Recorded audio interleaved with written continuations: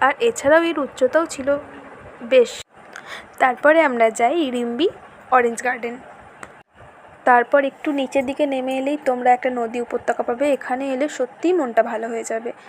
মানে ওই পাথরের মধ্যে দিয়ে নদীটা বয়ে গিয়েছে।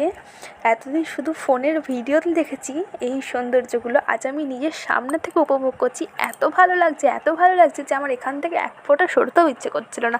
আমার মনে হচ্ছিল আমি এখানেই থেকে যাই। এখানে অনেক ফটো তুললাম, অনেক ভিডিও বানালাম এবং এরপরে আমরা যাব কাঞ্চনজঙ্ঘা ওয়াটারফলস।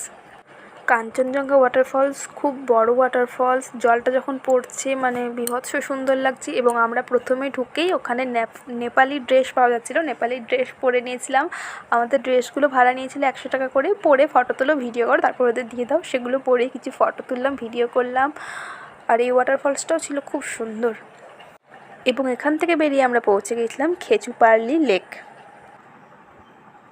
লেকের ভিতরে প্রথমে ঢুকেই একটা ছোট্ট পুকুরের মতো রয়েছে। ওখানে প্রচুর মাছ, প্রচুর মাছ। তুমি খাবার দিলেই সব মাছ একদম হুড়হুড় করে আসবে। আর কথায় আছে এই লেকের জল নাকি পবিত্র, পবিত্র জল বলা হয় একে। তো আমরা ভিউ পয়েন্টে উঠতে খুব কষ্ট হচ্ছিল, মানে অনেকটা উপরে উঠতে হয়েছে। তো সেখান থেকে কিন্তু ভিউটা খুব সুন্দর, মানে খুব ভালো লাগবে। তোমরা এখানে আসতেই পারো।